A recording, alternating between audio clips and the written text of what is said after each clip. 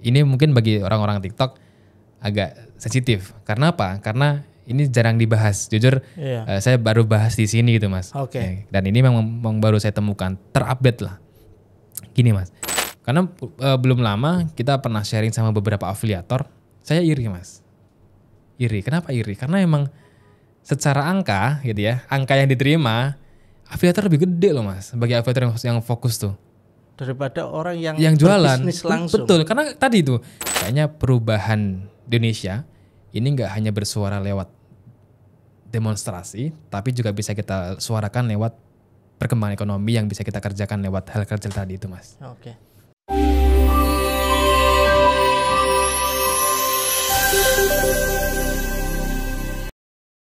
Assalamualaikum warahmatullahi wabarakatuh. Salam pergerakan. Halo sahabat-sahabat PMII di seluruh tanah air. Pada sore hari ini podcast PMII akan ngobrol banyak dengan salah seorang narasumber yang beliau expert di dalam TikTok marketing, dan yang uniknya lagi beliau merupakan kader PMII asal cabang daerah istimewa Yogyakarta. Dan sahabat-sahabat sekalian, ruang podcast ini tidak hanya menjadi ruang untuk bercerita, tetapi juga ruang untuk berbagi inspirasi agar semangat kita terus menyala. Sahabat-sahabat, mari kita sapa narasumber kita. Halo Mas Ilham. Halo, selamat sore Mas Apa Yakin. kabar Mas Ilham? Alhamdulillah luar biasa, berkah Ramadan ini Mas. Alhamdulillah. Puasa ya Mas ya? Penuh dong ya. Oke, sahabat, Mas Ilham ini yang tadi saya sebut, beliau adalah kader PMI. Sekarang beliau seorang pebisnis, pengusaha, dan beliau mempunyai usaha yang dipasarkan melalui platform digital ya Mas ya. Kalau di era sekarang ini kan platform digital ini banyak sekali ya, mulai dari Shopee, Tokopedia, TikTok, dan seterusnya. Nah, tapi beliau pada sore hari ini akan kami ajak ngobrol seputar bagaimana kemudian mengembangkan atau memulai usaha di sebuah platform TikTok. Nah, sahabat, tentu sahabat-sahabat yang sedang menonton video ini adalah orang yang sangat beruntung. Karena apa? Karena sahabat Ilham ini ketika hadir dalam sebuah acara workshop ini tentunya tidak gratis sahabat-sahabat. Nah, bahkan dari info yang saya dapat, workshop yang dibina langsung oleh Mas Ilham ini nilainya bisa jutaan. Nah, sahabat-sahabat ini sangat beruntung. Jadi berkesempatan untuk menonton video ini dan mendapatkan banyak sekali pengetahuan-pengetahuan cara berbisnis di platform digital. Kita nggak perlu banyak-banyak membahas keunggulan TikTok juga. Nanti ini kita sama kayak dengan promosi aplikasi TikTok. Aduh. Nah, Mas Ilham, kehadiran Mas Ilham ini kan juga nantinya memberikan tips-tips ya buat seluruh pemirsa podcast PMI ini, bagaimana kemudian dalam memulai usaha. Karena Mas Ilham ini yang sudah sangat pengalaman, jadi sahabat-sahabat perlu menyimak tips-tips dari Mas Ilham. Nah, dalam perjalanannya Mas Ilham memulai bisnis spesifik di platform TikTok ya, apa tantangan-tantangan yang sahabat Ilham ini hadapi pada saat memulai itu? Siap. Gitu. Tantangan ya Mas ya. Iya. Kalau kita berbicara tantangan, artinya sesuatu hal yang memang cukup awalnya menjadi sebuah entah itu batu sandungan, kemudian kita belajar untuk memperbaiki itu, ataupun suatu hal yang kita sudah melihat sepertinya ini hal-hal yang baru dan kita perlu belajar ulang gitu kan. Nanti coba aku untuk sampaikan secara lebih mudah seperti ini Mas. Kalau kita ngelihat apa ya namanya, platform ini kan sebuah tren ya, ataupun kita nggak bisa kemudian hanya berfokus pada platform satu gitu kan, tapi kita juga harus mencoba platform yang lain. Nah, terkadang kita terjebak di hanya salah satunya. terjebak hanya di platform A, terjebak di platform B, sedangkan digital ini kan sangat mudah berubah dan mudah berkembang. Dan kalaupun sekarang hari ini kita membahas bagaimana TikTok kemudian memberikan sebuah banyak peluang kepada masyarakat Indonesia gitu kan untuk bertumbuh secara ekonomi, tidak menutup kemungkinan entah 10 tahun, 15 tahun, 20 tahun, 30 tahun ke depan akan digantikan oleh platform-platform yang baru. Maka hal pertama yang harus dicatat adalah kita harus pintar beradaptasi terhadap perubahan. Ketika kita saklek nih Mas, hidupnya hanya di A aja, nyaman di situ, udah terserahlah ya, kehidupan dunia mau gimana ya, namanya juga dunia, kita kan cari akhirat, ya udah di situ aja gitu kan. Tapi kalau kita mau tetap terus bertumbuh, ya kan kalau kita mau beradaptasi ya harus terus menyesuaikan gitu kan. Satu itu ya. Jadi kita harus pintar beradaptasi terhadap perubahan. Terus yang satunya adalah ketika kita masuk di TikTok ya Mas. Ini tadi catatan yang perlu saya sampaikan di awal tadi. Yang waktu di bagian keunikan saya akan menyampaikan catatan-catatan ketika kita mau masuk ke TikTok. Ini mungkin bagi orang-orang TikTok agak sensitif. Karena apa? Karena ini jarang dibahas. Jujur saya baru bahas di sini gitu Mas. Dan ini memang baru saya temukan. Terupdate lah. Gini Mas. Platform itu kan pasti mengenakan biaya platform terhadap seller ataupun terhadap customers karena ada ongkir dan sebagainya lah. Yang namanya platform tidak mungkin tidak mencari sebuah keuntungan. Betul. Kayak gitu kan. Kemudian tergantung seberapa banyak keuntungan yang dibebankan terhadap seller dan dibebankan terhadap platform, kan pasti ada pembagian-pembagiannya. Yang harus dijadi catatan adalah ketika kita memulai sebuah usaha, kalau kita sebagai seller nih, sebagai penjual, kita juga harus menghitung kos-kos yang memang spesifik terhadap biaya-biaya pengurangan. Jadi jangan cuma harga, contoh HPP ya, harga produk, kemudian dikurangi HPP, udah sama habis itu dikurangin HPP ini bisa jadi ada variabel, contoh packagingnya berapa, kemudian ada kos operasional berapa dan sebagainya. Kalau cuma dikurangin itu tanpa ada pengurangan-pengurangan estimasi yang lain, contoh biaya platform, perpajakan dan sebagainya, maka kita di ujung tidak akan mendapatkan keuntungan. Nah itu, jadi kita harus melek juga sebenarnya platform ini memberikan potongan biaya komisinya itu berapa persen dari harga jual produk kita.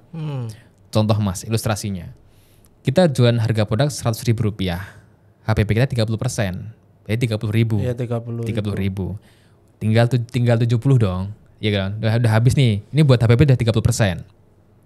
Terus diambil sama platform 20%. Habis, tinggal 50. Ada yang namanya biaya marketing. Kita ngiklan. Rata-rata sekarang itu di 30%. Biaya marketing. 30.000. Sisa 20.000. Iya. Tinggal 20.000 ini biasanya juga masih ada yang namanya biaya potensi RTS. RTS itu biaya barang balik.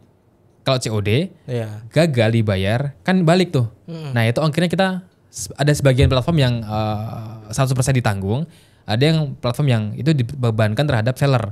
Nah 20% ini cadangannya tinggal untuk barang balik, kemudian untuk kita belum ada biaya marketing, itu 30% yang di marketing itu baru untuk iklan. Belum kalau kita pakai KOL. Kalau sekarang kita pakai affiliate biasanya minimal 10%. Tinggal 10.000. Mau makan apa kita? Ya, jualan harga 100.000. Tinggal 10.000. Ini kalau masih untung. Kalau barangnya nggak jadi dibeli, kemakan ongkir 0 Mas. Minus bisa. Makanya ini harus hati-hati bagi teman-teman seller. Kita harus sadar terhadap berapa sih biaya-biaya ataupun kos-kos yang memang ini mempengaruhi terhadap kalau kita sebutnya pricing structure ya. Jadi kita harus melihat apa sih variabel-variabel yang akan mengurangi harga jual dari sebuah produk kita. Jadi agar nanti kita bisa menghitung berapa nilai profit margin yang akan kita terima gitu.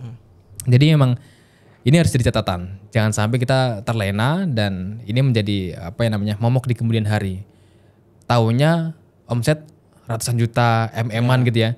Tapi pas dihitung secara nilai profit marginnya kecil sekali, sangat-sangat kecil, dan itu sayang sekali buat sebuah brand untuk bertumbuh karena Apalagi kalau kita tidak berbicara secara venture capital ya atau VC gitu-gitu. Jadi memang masihnya pakai compounding dari internal sendiri, menggulung keuntungan demi keuntungan, digulung untuk memperbesar sebuah bisnis, yaitu menjadi harus hal yang sangat paten dijaga. Jadi biaya platform harus benar-benar dipahami dan variabel-variabel cost yang lain sebagai pengurangan harga jual terhadap nilai profit margin itu juga harus dihitung secara seksama agar nanti kita tetap masih punya sisa minimal ya sehatnya 15, 20, 30% untuk profit marginnya. Jadi kita bisa menghabiskan 70% untuk biaya-biaya yang lain. Itu contoh ilustrasi seperti itu Mas. Jadi bagi teman-teman online tuh ada kayak gitunya.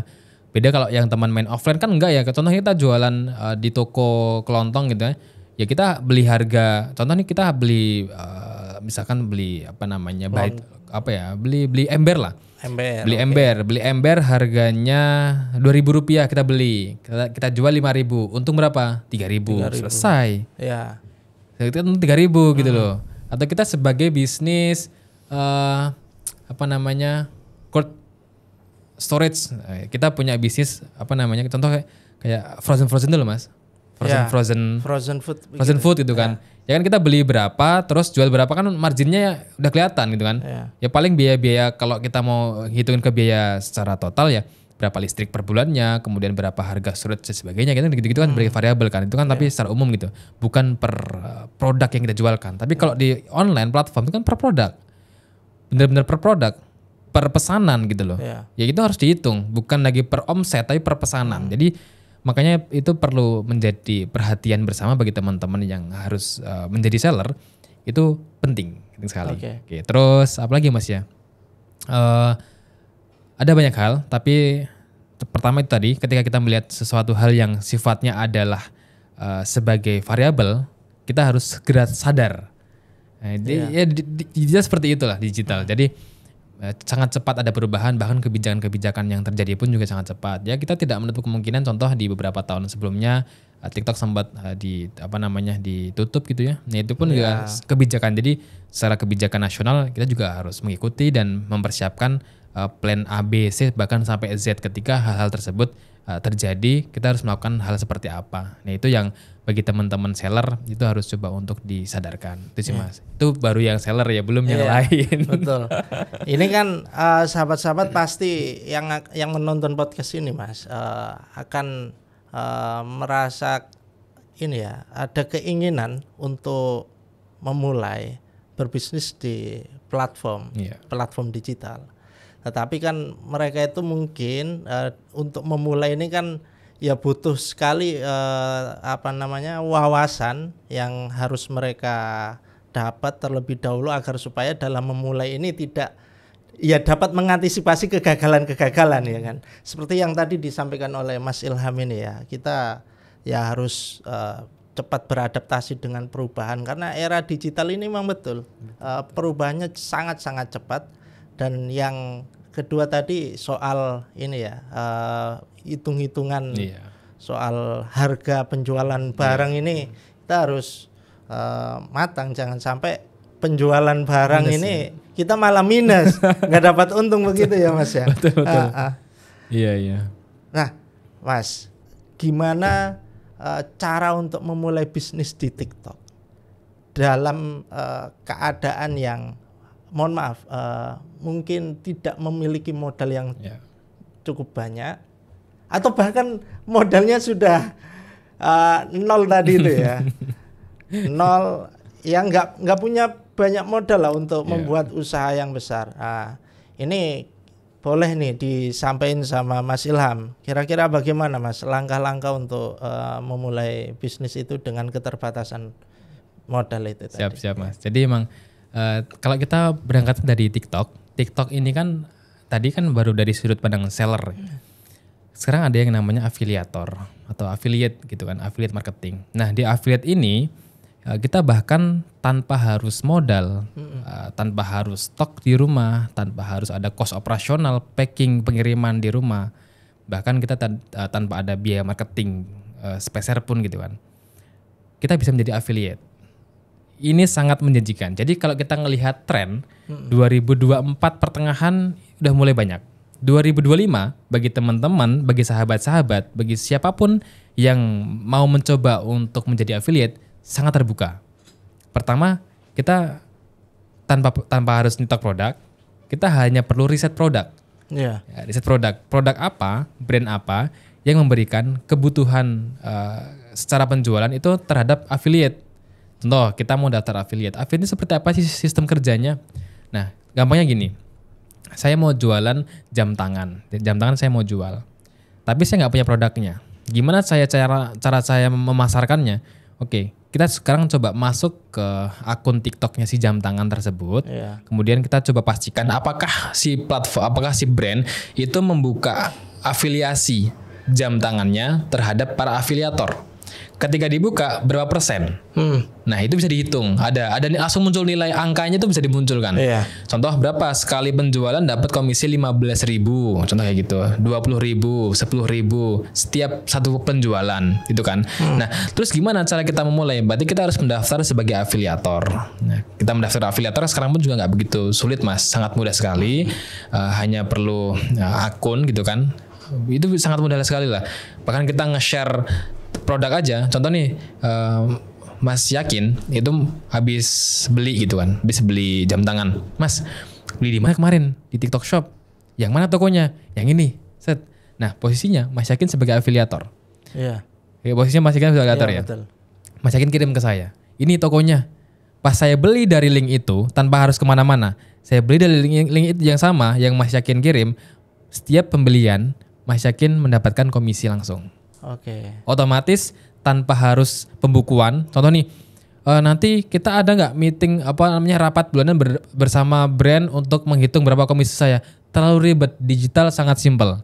Setiap ada pembelian langsung masuk ke daftar komisi kita. Ini menjadi komisi yang nantinya akan kita dapatkan. Syaratnya satu, pesanan selesai. Iya. Kalau pesanan gagal nanti nggak jadi masuk. Kayak gitu, Mas. Iya. Jadi sangat simpel dan itu otomatis. Dan platform otomatis memisahkan mana biaya yang akan diterima oleh seller dan mana biaya yang akan diterima oleh si afiliator. Iya. Jadi nggak perlu lagi tuh bagi-bagi, ya. bagi-bagi, udah nanti ditransfer, nggak ada transfer lagi udah. Tinggal kita bikin konten atau kita bikin live streaming, kita pasarkan produk yang kita punya. Artinya secara ini bertahap, Mas. Kalau misalkan beberapa brand sekarang kita masih sangat membuka yang namanya memberikan sampel gratis. Jadi kita bisa diberi sampel bahkan. Kayak gitu, diberi sampel secara gratis. Kita tinggal pengajuan.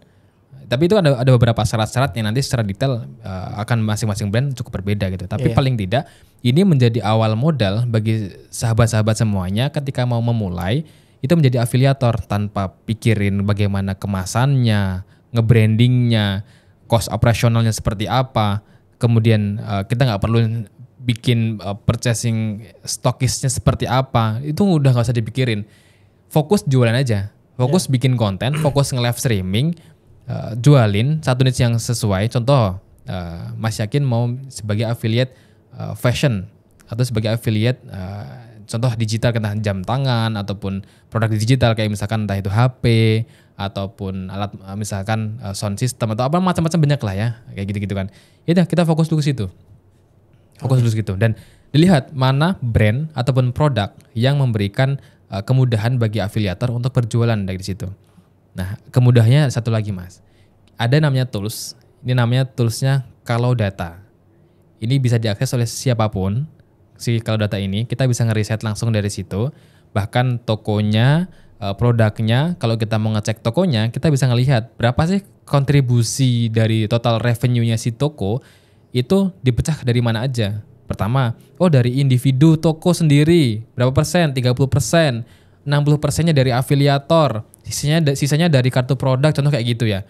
Itu semua dibuka datanya. Dan kita bisa ngelihat, ternyata penjualan terbesar dari afiliator. Kita turunin lagi, afiliator yang mana yang memberikan kontribusi terbanyak, itu bisa kepecah semua detail. Nama-namanya, berapa revenue-nya, angka-angkanya, kemudian videonya seperti apa, semuanya kebuka di situ. Jadi ketika kita mau bikin sebuah video, kita bisa riset juga di situ. Video seperti ini yang nantinya akan saya ciptakan kayak gitu loh. Nah, itu kan sangat mudah sekali bagi teman-teman yang ini bikin videonya gimana, kita harus setupnya seperti apa. minimal ATM lah ya. Amati tiru, ya modifikasi gitu loh. Jangan melek ketiplek gitu. Jangan hanya niru. Tapi itu sangat mudah sekali dan siapapun bisa ada di titik itu. Karena sekarang banyak Mas afiliator justru ya. Karena belum lama kita pernah sharing sama beberapa afiliator. Saya iri Mas. Iri. Kenapa iri? Karena emang secara angka gitu ya, angka yang diterima afiliator lebih gede loh Mas. Bagi afiliator yang fokus tuh. Daripada orang yang jualan. Bisnis langsung. Betul. Karena tadi itu afiliator bersih, komisi pasti.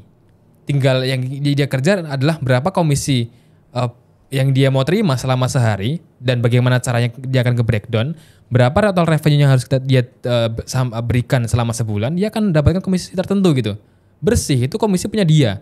Berapa persen?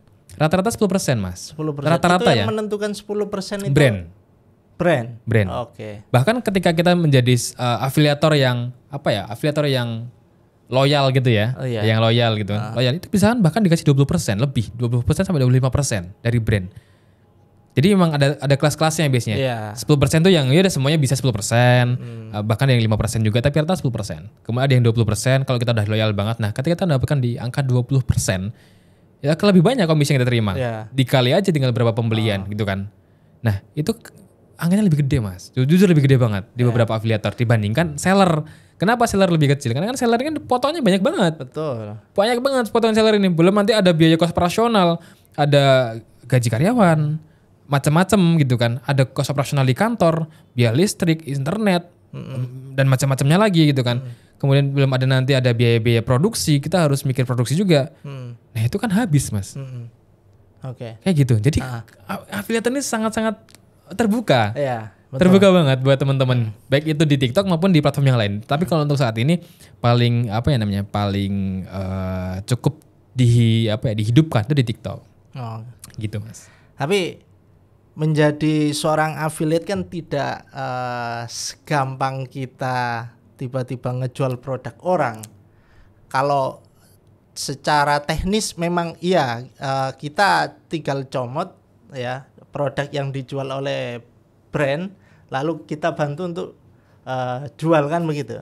Nah persoalannya adalah kita bikin konten di TikTok ini kan terkadang juga susah sekali untuk FYP begitu kan, atau susah sekali kita menjangkau audiens dari produk yang kita jual. Nah, bagaimana itu Mas?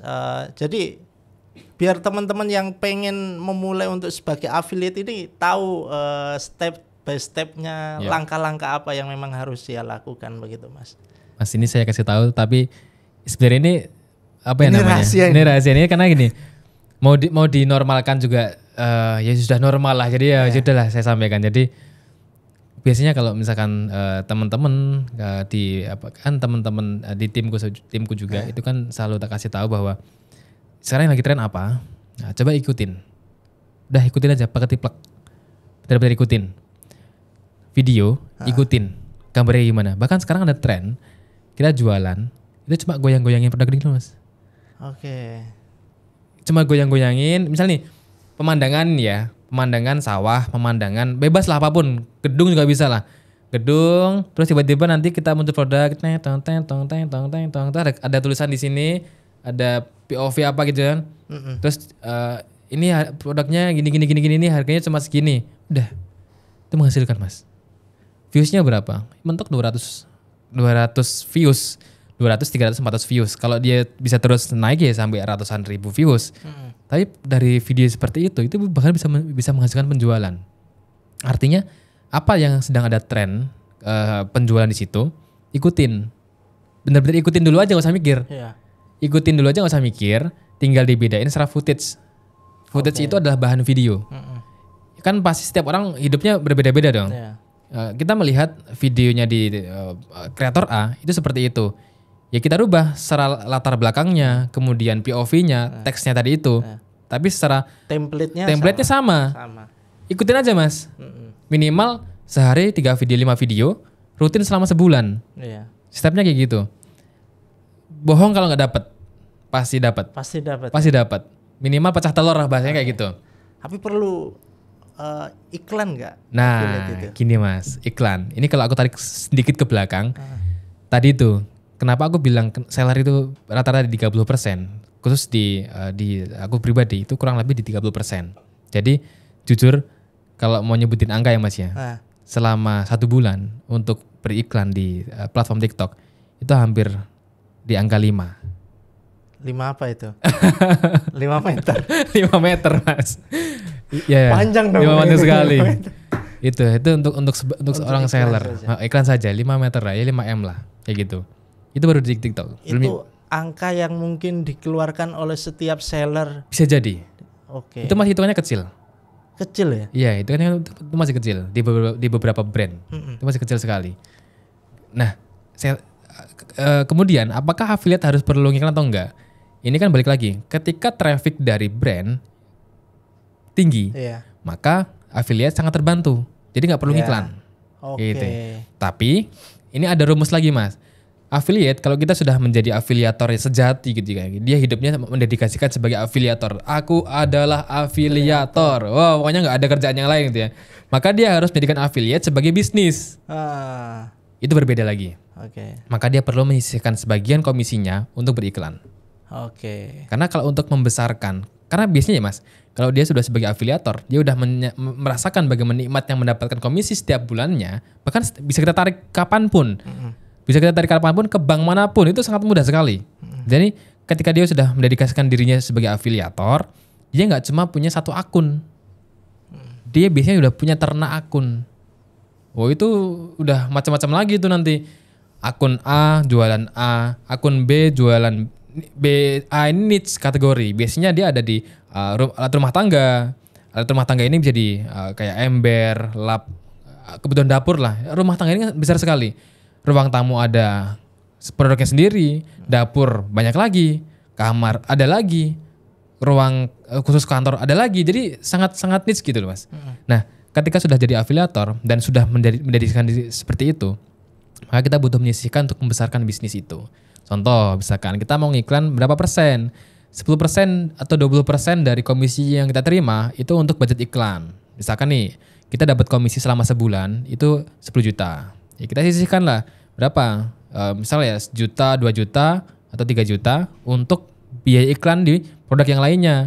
Misalkan berapa? Per produk entah itu 100 ribu, atau 50 ribu, atau 200 ribu. Artinya untuk mengembangkan akun dan untuk menjangkau audiens yang lebih luas lagi. Jadi itu diperlukan ketika kita emang sudah punya apa ya namanya Mas, planning ya. Jadi nggak yang terus ya kita komisi 10 ribu bahasanya nanti. Terus gimana cara kita mau ngiklan? Ya habis dong uang kita. Ya iya, kalau hanya sebagai ya udah gitu loh. 10 ribu, 20 ribu atau sebulan 1 juta. Tapi kalau udah benar-benar difokusin sebagai seorang afiliator udah bisa sampai bahkan ratusan juta per bulan komisinya aja. Ya itu penting untuk membesarkan. Karena ketika udah tahu caranya Mas, dia tinggal menduplikasi. Dan itu bisa butuh iklan. Nah, platform kan hidup dari salah satunya ya iklan. Gitu kan, ya karena ya kita pun juga sebagai penyumbang terbesar di TikTok ya segitu. Jadi TikTok hidup dari iklan dan ya ketika sekarang untuk kita bisa lebih memasarkan produk, ya kita harus biasanya TikTok akan memprioritaskan mana yang akan iklan. Jadi selain dari faktor FYP, faktor iklan juga menjadi salah satu faktor yang penting untuk entah itu seller maupun afiliator lebih membesarkan produk yang dia sedang jual. Itu penting Mas. Jadi teman-teman yang pengen jadi affiliate tapi masih belum mau untuk mengeluarkan modal untuk iklan, ya konten kalian harus menarik dulu. Betul. Paling enggak konten itu nanti dapat dilihat oleh banyak orang. Nah setelah dilihat oleh banyak orang, ada kemungkinan orang yang melihat itu akan membeli produk yang dipasarkan. Betul sekali.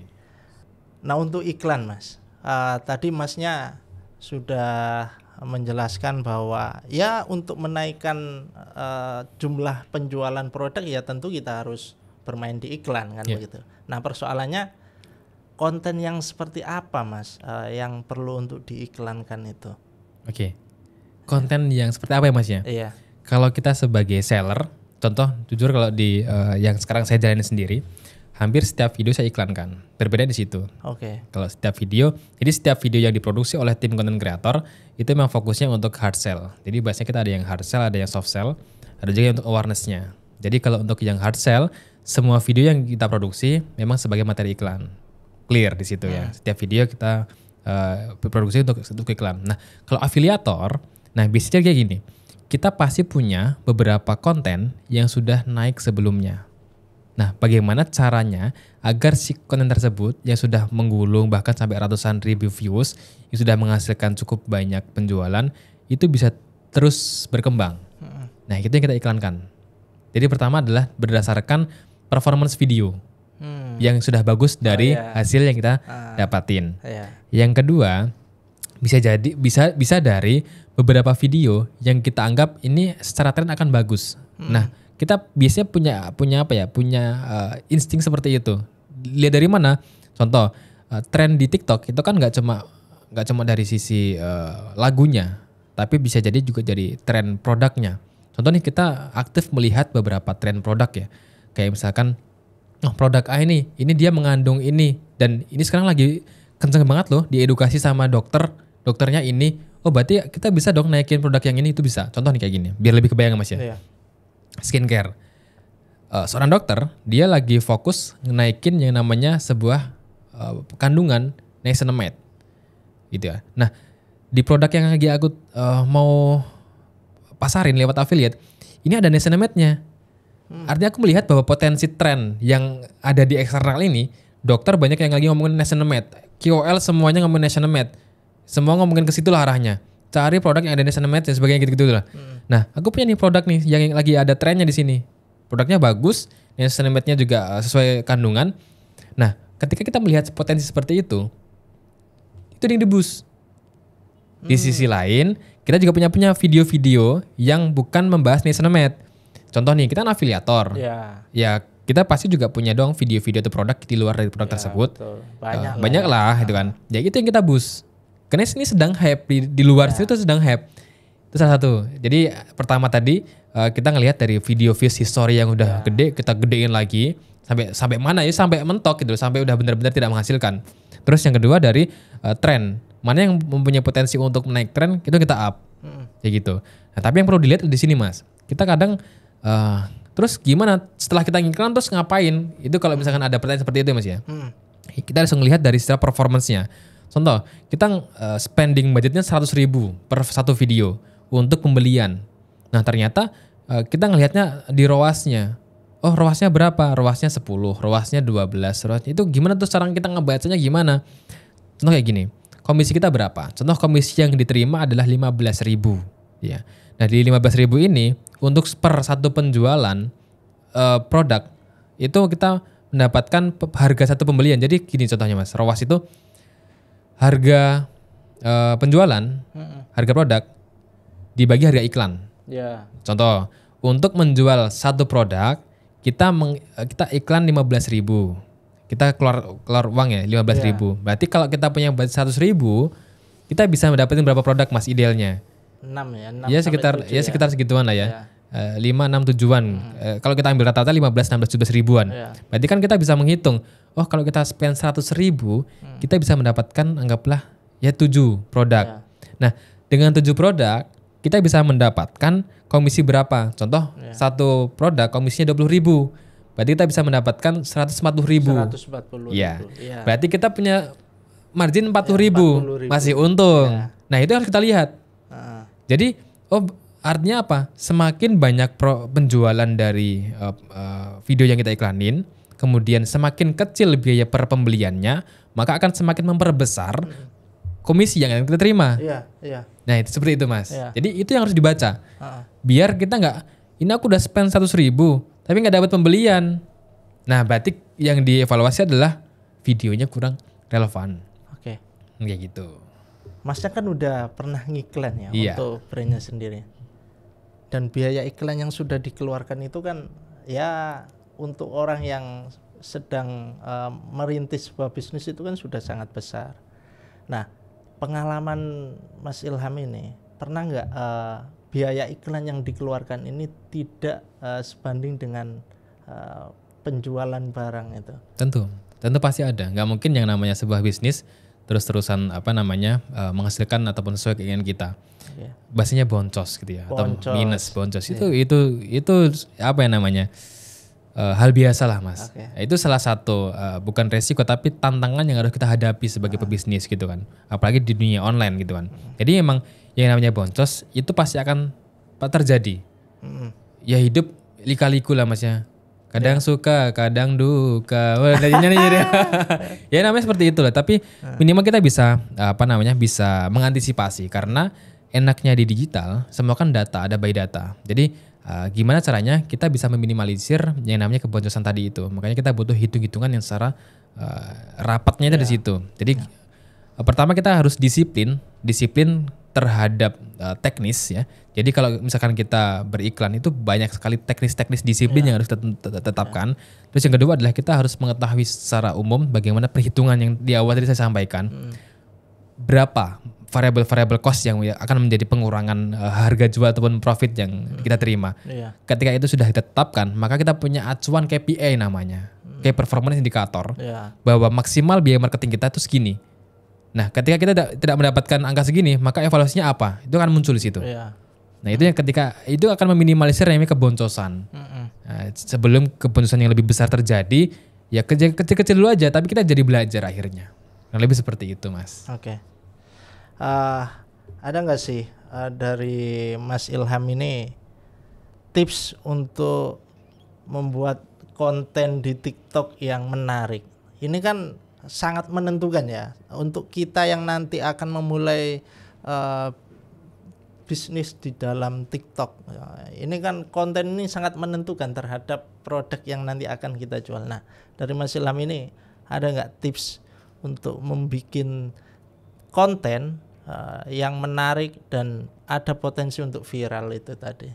Apa kira-kira Mas? Nanti ini jujur ya Mas ya.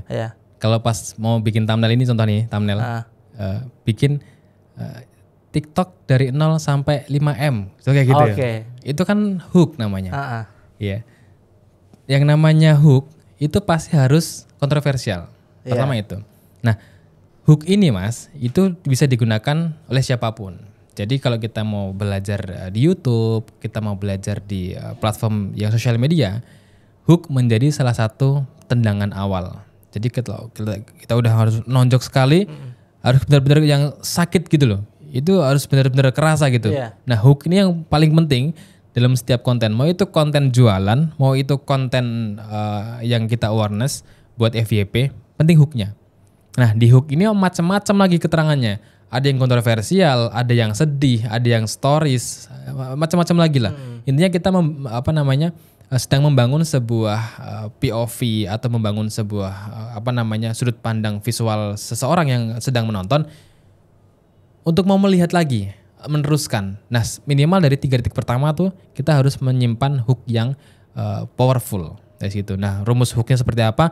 Tadi itu yang kontroversial, yang sedih, yang before after, yang kalau yang seru ya, yang bahagia gitu-gitu ya. Contoh kayak gitu. Terus kalau misalkan angka itu juga pengaruh. Contoh misalkan nih, dari bukan siapa-siapa menjadi apa? Ya, Zero to Hero. Zero to Hero itu juga menjadi masih salah satu menjadi hook yang sangat powerful gitu. Kalau misalkan untuk sukses konten ya Mas ya di situ. Jadi kalau untuk entah itu FYP ataupun untuk yang konten jualan, maka hook menjadi salah satu yang harus kita pikirkan di awal. Karena apa? Setelah hook masuk ke body text atau body content, nanti ada story, ada edukasi, ada social proof, ada call to action. Itu kan bagian dari si awal tadi itu. Tapi kalau kita hooknya udah nggak dapet, setelah saya hitung dari beberapa data visitor di TikTok yang saya iklanin, karena ini enaknya digital seperti ini Mas. Dari 100% yang nonton video views, yang sampai 100%, itu paling sisa hanya 5-10%. Dia berhenti di 50% total durasi. Contoh, durasi 1 menit. Dia maksimal mentok di angka 30 detik. Kayak gitu. Jadi sangat kecil sekali. Apalagi kalau kita konten jualan di kita itu rata-rata antara 16 sampai 20 detik Mas. Nah, dan bayangin dari 100 total video itu hanya maksimal di angka 10 sampai 12 detik di awal. Dan itu makanya pentingnya sebuah hook. Kalau misalkan hooknya nggak dapat, maka keputusan pembelian juga nggak akan dihiraukan di akhir, karena call to action kan di belakang kan ke situ. Jadi harus jelas. Jadi memang harus di hooknya harus bagus, kemudian didukung dengan stories. Nah, storynya seperti apa? Contoh nih, 2 bulan yang lalu kakakku lagi pergi ke Jepang. Oke. Ini hooknya. 2 bulan yang lalu kakakku, 2 bulan yang lalu kan angka kan 2 bulan yang lalu kakakku, itu kan berarti orang terdekat kita, lagi pergi ke Jepang, kemudian mungkin di bagian bawahnya dikit, tapi nggak sengaja jatuh. Nah, ada insiden. Iya. 2 bulan lalu kakakku pergi ke Jepang dan nggak sengaja jatuh. Terus apa? Kan gitu kan. Kalau orang mau nonton, nontonlah berikutnya. Jadi ceritanya, ini ada story nih di sini. Jadi di body text. Jadi ceritanya kakakku lagi gini. Terus tiba-tiba jatuh. Nah, jatuh ini ternyata hanya hanya kiasan, bukan jatuh terus jatuh, tapi jatuh cinta. Contoh kayak gitu loh, Mas. Oke. Nah, itu kan stories. Ya itu yang bisa ya minimal orang tuh bisa ngikutin alur cerita itu, terus kebayang, jadi jatuh cinta, jadi macam-macam. Atau itu kalau mau dibikin konten awareness, kalau mau dibikin konten jualan juga bisa. Contohnya dengan hook yang sama. 2 bulan yang lalu kakakku pergi ke Jepang, tapi tiba-tiba jatuh apa? Jatuh dia jadi jatuh, terus tiba-tiba pas dia jatuh dia ngeluarin produk klunding. Ini produknya apa ini? Itu bisa juga kayak gitu kan. Itu kan gimmick-gimmick kayak gitu. Jadi itu tadi yang penting secara hook itu bisa cukup menarik dan ada variabel-variabel yang memang mendukung untuk ke arah dari body text ke bawah ke belakangnya. Karena emang konten FYP itu ada yang bilang nggak bisa dirumuskan, tapi bisa juga dirumuskan. Karena kan ada yang namanya ilmu niteni, Mas. Minimal banget. Kalau kita mau bikin konten FYP gitu kan, kita lihat siapa benchmarking atau video yang serupa gitu kan, tapi minimal 1 juta views minimal. Yang kita tiru atau yang kita lihat untuk menjadi acuan 1 juta views. Ketika kita bikin secara visual, audio, teks, POV, kemudian macam-macam semua hal yang ada di situ, template-nya sama persis, minimal 99% sama persis. Bukan sama ya, tapi kualitasnya sama. Bukan kontennya yang sama, bukan ngejiplak ya, Mas ya. Tapi secara visual jernih. Ketika 1 juta kan pasti kayak gitu lah, jernih, kemudian audionya jelas, menariknya menarik. Kalau ada mimik wajahnya dia ya lucu, atau kalau ada gerak-geriknya dia harus ngikutin, posisi kameranya juga harus sama persis. Minimal kita akan mendapatkan 10% total views dari yang dia dapatkan. Itu, Mas. Tapi untuk mencapai pada target penonton itu membeli, Mas, perlu nggak sih di dalam konten itu misalnya memuat ini konten untuk berjualan ya, konten untuk berjualan. Perlu nggak sih di dalam konten itu memberikan visual tentang kenapa produk ini harus dibeli, berkaitan dengan kebutuhan dia atau ya pokoknya inilah, perlu nggak sih konten itu memuat pesan-pesan yang membuat orang itu harus beli ini? Perlu itu harus ada. Karena tim konten yang sekarang ada, dia itu punya list, Mas. Contoh nih, kita pasti punya yang namanya buyer persona ataupun persona kepribadian. Setiap orang yang menjadi target market kita, dia bikin listnya si tim content creator dari mulai bangun tidurnya si buyer persona sampai tidur lagi dia ngapain aja.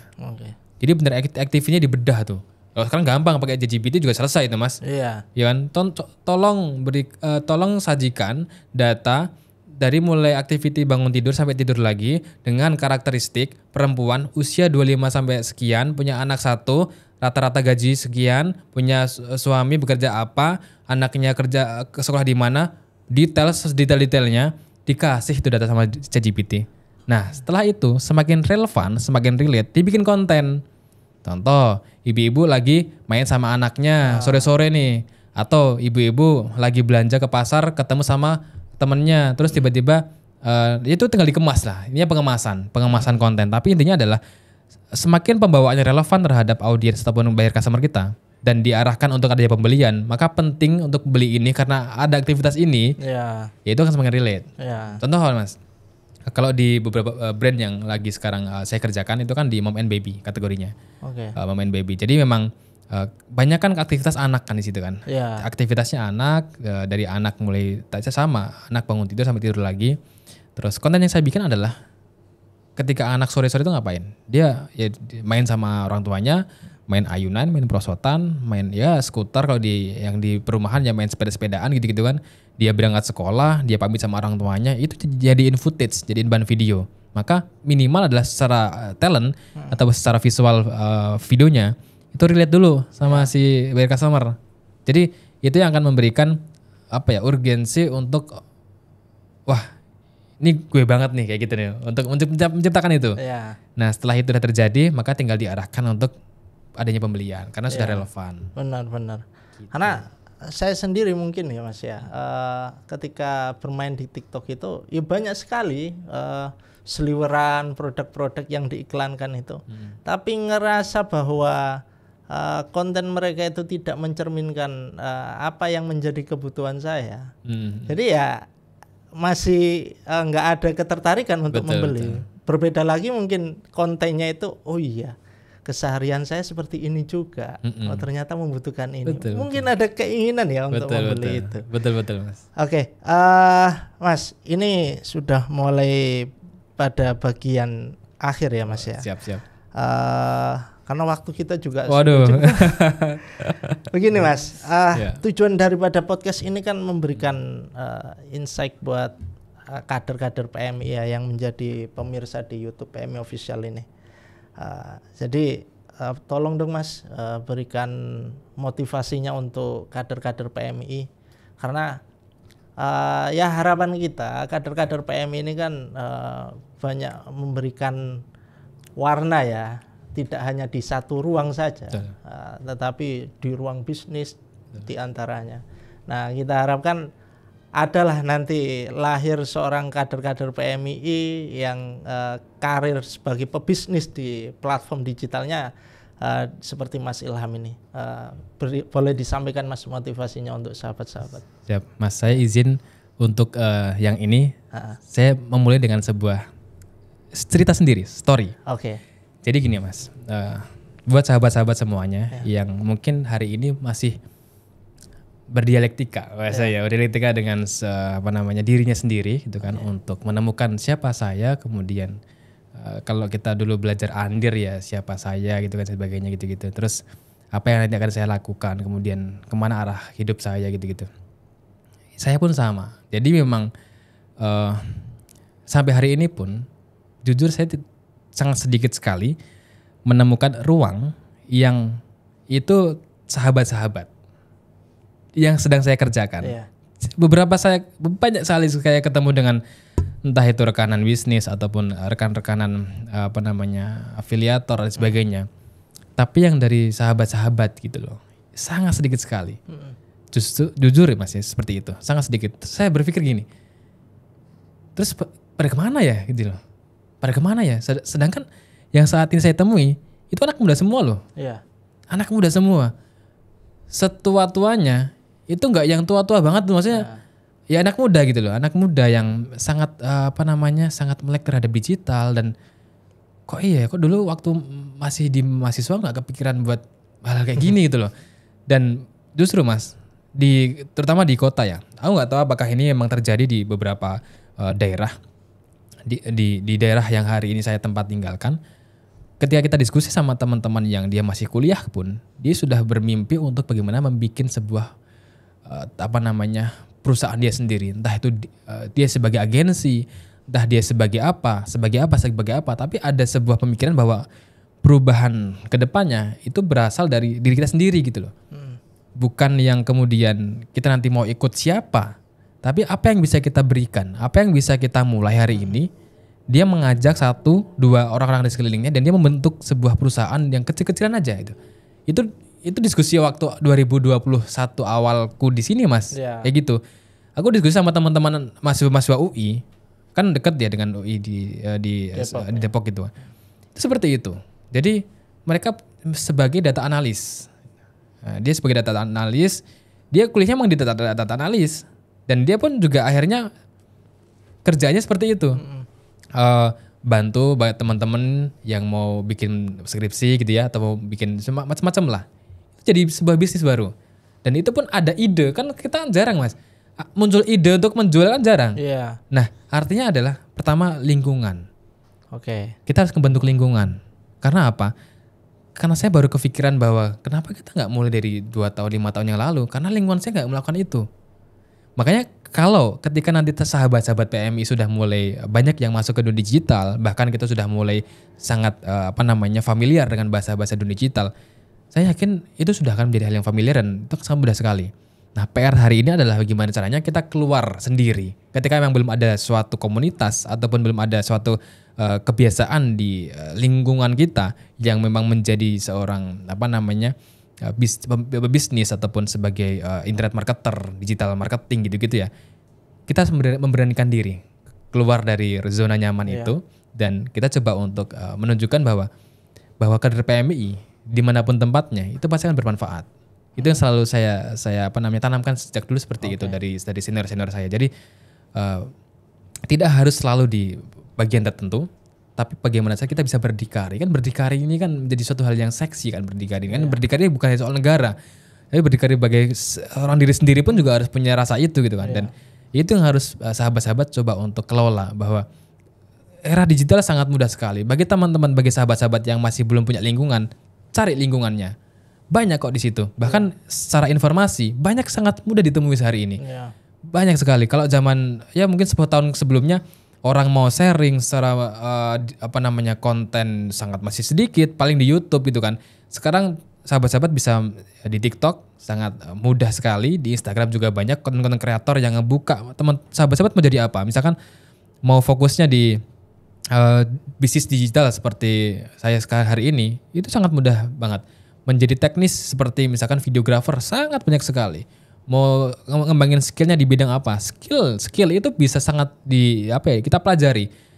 Bukan kemudian itu bawaan lahir. Aku nggak punya bakat nih no, itu bukan sebuah bakat. Itu bisa diasah. Bahkan takdir kan bisa kita yang menentukan. Kayak gitu. Ya ada koder dan koder lah. Jadi memang ada doa, ada ikhtiar gitu-gitu kan. Jadi memang jangan kemudian kita stuck terhadap hal-hal yang seperti itu, bahwa saya nggak punya bakat, saya nggak punya background, saya nggak punya backupan, saya nggak punya lingkungan. Semua bisa diciptakan, semua bisa diadakan, semua bisa dicari selagi kita punya kemauan. Jadi selesaikan dulu materi andir gitu tadi di awal untuk kita bisa matang dengan diri sendiri dan berani untuk mengeksplor. Karena ketika kita sudah berani untuk mencoba, dan saya berharap sangat berharap sekali.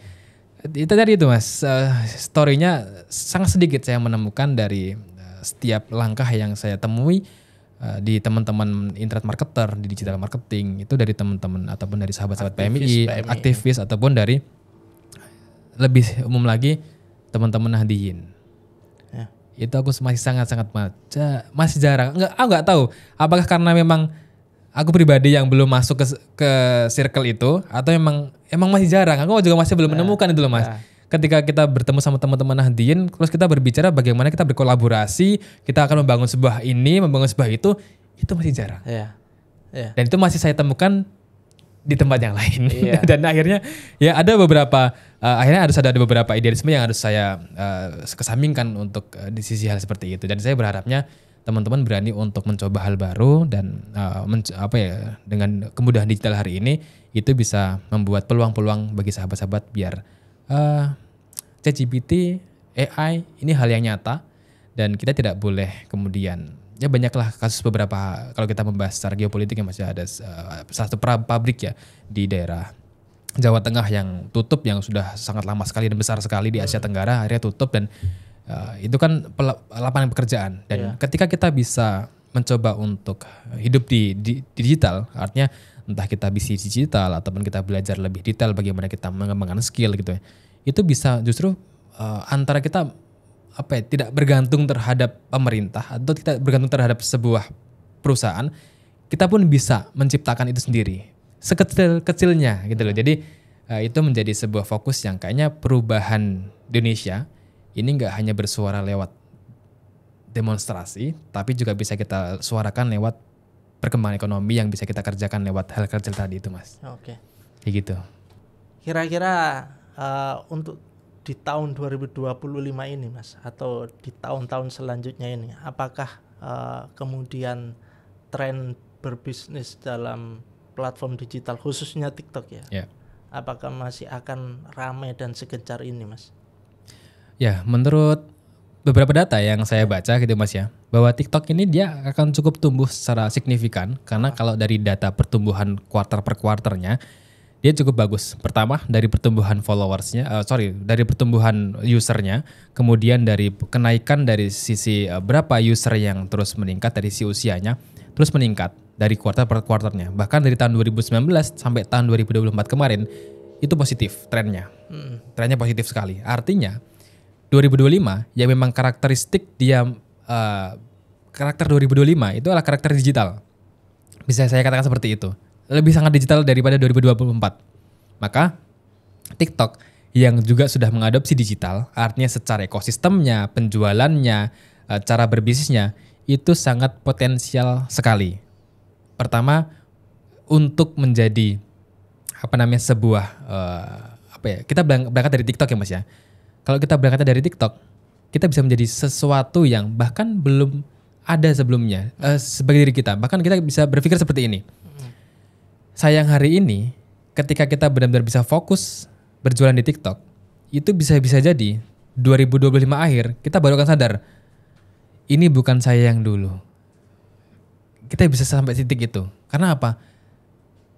Fokusnya kita didampingi dengan tools yang ada di TikTok, perkembangan tren digital yang terus meningkat, ini bisa merubah orang from nobody ya, from nobody to be somebody lah. Jadi dulu saya pernah baca nggak tahu tulisan siapa kayak gitu. Ya menjadi dari orang yang bukan siapa-siapa bisa jadi siapa-siapa. Itu di TikTok banyak sekali saya temukan. Ya. Banyak sekali. Kita nggak kenal dia siapa dulunya. Ya. Bahkan contoh, mohon maaf, dulu hanya tukang angkringan, dulu dia bidan, dia dokter ya hanya fokus ke situ. Tapi karena adanya TikTok, dia bisa memakmurkan keluarganya. Tapi balik lagi, fokusnya di mana? Apakah dia hanya sebagai content creator, dia sebagai seller, dia sebagai afiliator, semua bisa asalkan kita bisa fokus dan ikhtiarnya jalan. Nah, bagaimana cara kita untuk bisa berjaya di TikTok? Kita pelajari, kita masuk ke dalamnya, kita fokus ke sana, dan kita ngelihat juga beberapa tren-tren yang nantinya akan ke depan berjalan secara digital, ya kita akan masuk ke situ. Jadi persiapkan diri sahabat-sahabat semuanya untuk menjadi seseorang yang up to date, jangan hanya update terhadap hal-hal yang mohon maaf receh gitu loh. Masuk TikTok hanya ngelihat yang receh. Ya. Jangan. Ikutin tren secara yang itu fokus untuk pengembangan. Kalau memang pengembangan skillnya sahabat-sahabat. Kalau untuk sebagai jualan ya bagaimana tren jualannya, dan itu nanti akan terus akan mendorong kita menjadi powerful lagi. Dan satu lagi adalah jangan kemudian pelit untuk kita berinvestasi leher ke atas. Jadi membaca buku, kita berinteraksi dengan seseorang yang lebih berilmu, kemudian kita hadir dengan workshop yang contoh, ini bukan jualan workshop ya Mas, cuma akhirnya di situ kita bisa berelasi dengan orang-orang yang punya komunitas gitu ya, punya niche sendiri gitu ya, punya hal yang sama setiap harinya, ya itu kan membangun kepribadian kita yang lebih baru lagi. Jadi 2025 ini sangat potensial untuk menjadi wadah buat kita yang mau berbisnis bagi sahabat-sahabat semuanya, itu untuk fokus di situ. Dan tapi jangan lupa, jangan hanya fokus di TikTok, tapi juga lihat tren secara digitalnya. Karena kenapa TikTok ini saya sampaikan masih sangat bagus, karena TikTok mengadopsi AI. Dia sadar itu. Jadi sekarang buat sahabat-sahabat ya, yang entah jadi seller gitu ya, ataupun jadi advertise gitu kan di periklanan pun, semua data itu disajikan secara AI. TikTok pun sudah mengadopsi AI. Ya. Kita mau ngelihat data, tolong berikan data iklan saya 7 hari terakhir. Tanpa harus kita klik satu-satu, data disajikan. Nah, persis. Dan itu real. Itu real. Makanya ketika ketika platform hari ini sudah mengadopsi AI, saya bisa meyakinkan bahwa dia akan terus berkembang. Selama 2025 bahkan sampai 3 tahun, 4, 5 tahun ke depan, 2030. Kenapa? Dia beradaptasi. dan dia langsung real menerapkan adaptasi tersebut teknologinya terhadap bisnisnya. Oke. Pokoknya sekarang ketika ada sebuah bisnis yang dia sudah sadar terhadap teknologi, ikutin. Maka dia akan mengikuti tren juga ke depannya. Nggak mungkin dia nggak akan ngikutin tren. Dan ketika trennya seperti itu, ya kita akan ikut juga kenaikannya di situ, Mas. Seperti itu kurang lebih. Semakin besar antusias para pengguna TikTok untuk aktif berkarya, itu juga semakin menjadi indikasi bahwa TikTok ini ke depan akan lebih berkembang dan lebih maju lagi. Betul, Mas. Oke, tepuk tangan untuk Mas Ilham.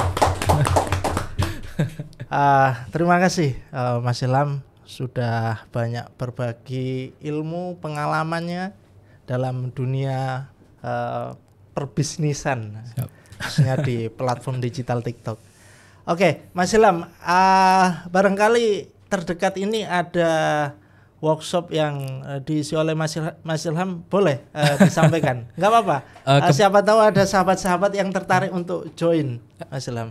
Ya, kebetulan untuk terdekat ini masih kita belum siapkan lagi ya Mas ya, karena terakhir di tanggal 11-12 kemarin itu udah saya jalankan. Jadi mungkin nanti kalau misalkan ada informasi bisa lewat Mas Yakin atau seperti apa nanti. Instagram bisa update di situ juga. Lewat story bisa kita update Instagram di situ. Nanti dikasih Instagramnya ya. Oke. Jadi dicek aja nanti di IG-nya, di follow ya Mas ya. IG-nya Mas Ilham. Dan kami mengucapkan terima kasih dan semoga konten ini, podcast ini membawa kebermanfaatan untuk kita semua. Amin amin ya rabbal alamin. Dari kami kurang lebihnya mohon maaf. Wallahul muwaffiq ila aqwamit thoriq. Wassalamualaikum warahmatullahi wabarakatuh.